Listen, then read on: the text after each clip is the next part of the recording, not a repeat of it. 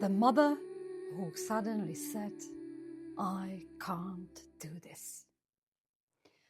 There's a moment in labor that many midwives recognize immediately.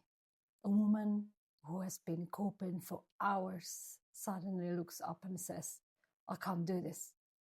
Sometimes she says it quietly. Sometimes she cries. Sometimes she says, "I want to go home," or "Please make it stop." And very often the people around her become worried. They think something has gone wrong. But sometimes that sentence means something very different. Sometimes "I can't do this" comes at the exact moment when she is already doing it. Today, I want to take you inside that moment. Not just what it looks like from the outside, but what may be happening in the mother's mind, in her nervous system, and in the birth itself. Because this is one of those moments where understanding the psychology behind the behavior can completely change the way we respond. Imagine a woman in labor. She has been breathing through contractions for hours. At first, she was talking between them. She could smile. She could answer a question. She knew what was happening around her. But slowly, the room becomes less important. Her contractions become stronger. She stops. She stops talking so much. Her eyes close. She turns inward. And then suddenly everything changes. She grabs the edge of the bed. She looks at the person beside her and says, "I can't do this anymore."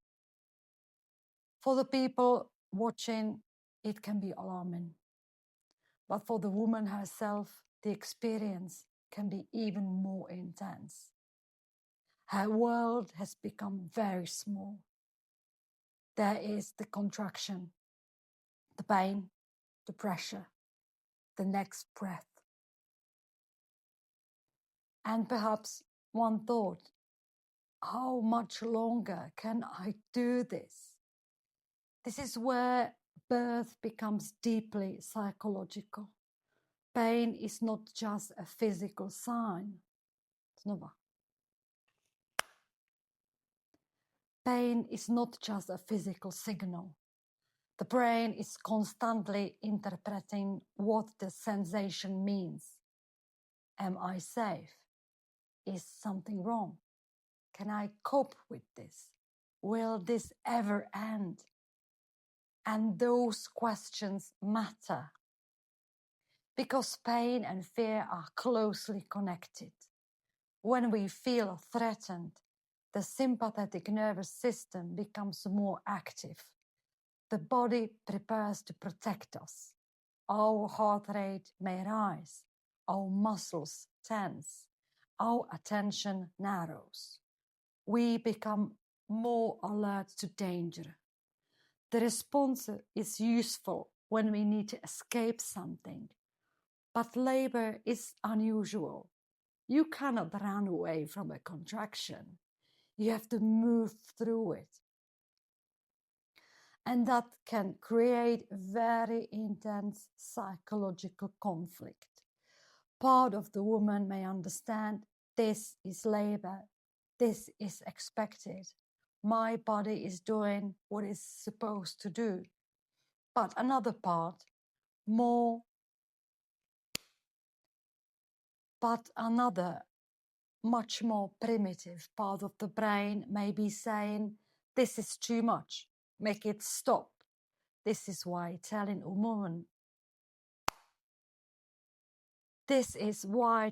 woman simply to relax is often not very helpful. Relaxation is not a command. Safety comes first.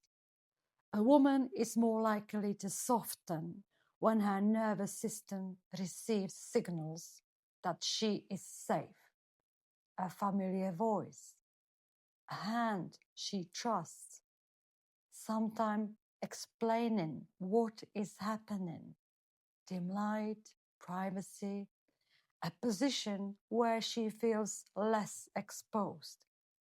Being told, you are safe, this contraction will end, you only have to do this one breath at a time. Sometimes the most helpful response to I can't do this is not yes you can, even though it is meant kindly, because in that moment she may genuinely feel she cannot. Instead, we can meet her where she is. I know this feels overwhelming. I'm here. You don't have to do the whole birth right now. Just this contraction. That changes the task. She no longer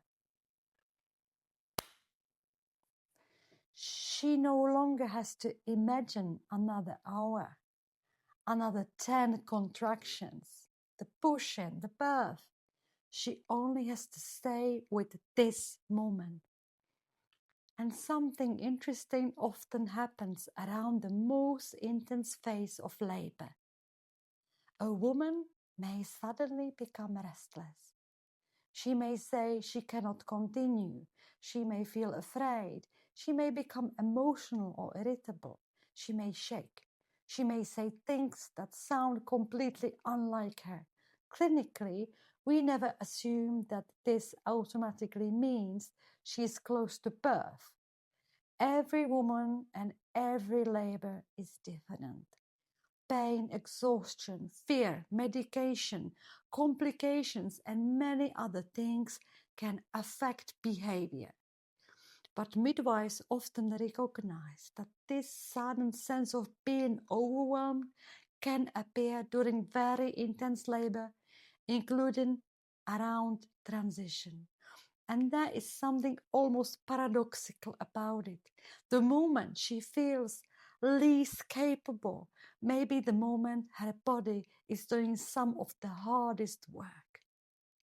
Now, what about the baby? This is where we need to be careful. A baby in the uterus does not experience the mother's thoughts in the way she does. We cannot say the baby is afraid because the mother is afraid. That would be far too simplistic. But the baby is part of the same psychological event. During contractions, blood flow through the uterus and placenta changes temporarily. The baby experiences pressure and movement. The fetal heart rate responds to that. The fetal heart rate responds to what is happening during labor, which is one reason it may be monitored. And the mother's body is producing a changing mixture of hormones throughout the process. Mother and baby are not experiencing the birth in the same way, but they are deeply psychologically connected. This is also why supporting the mother. This is also why supporting the mothers matters. Not because one frightened thought will somehow harm the baby. Women should never be given the kind of guilt, but because a mother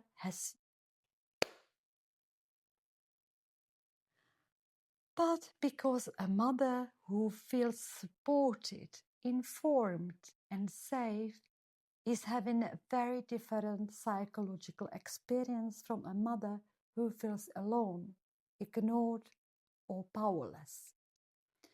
And that distinction may stay with her long after the baby is born.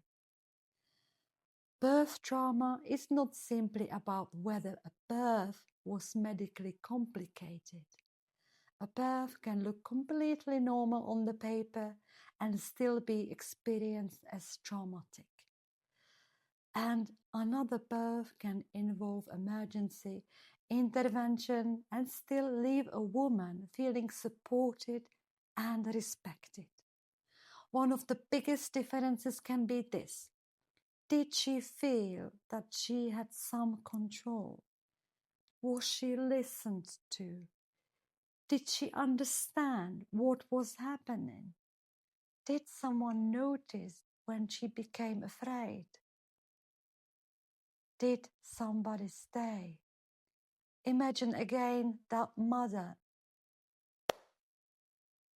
Imagine again that mother who said, I can't do this. Perhaps the midwife sits beside her. She does not rush. She does not tell her to stop crying. She does not immediately correct her. She says, I hear you. The woman looks at her and the next contraction begins. Stay with me. One breath, then another, then contraction rises, peaks, and eventually falls. And the baby says, that one is finished. Not, you still have a long way to go. Not, come on, you have to be strong. Just, that one is now finished. And sometimes that is enough, because coping in a labor does not always look calm. A woman can cry and still be coping. She can say she wants to stop and still be coping. She can need reassurance over and over again and still be coping. Strength in birth is not silence. It is not perfect breathing. It's not giving birth without pain relief. Sometimes strength looks like, I can't do this. I can't do this. And then asking one more breath anyway. That is something I would love every pregnant woman to know before labor. You do not have to feel confident every minute in order to give birth. You do not have to be fearless. You do not have to prove anyone anything. And if there comes a moment when you think, I can't do this anymore, that sentence does not mean you have failed. It means you are having an intensely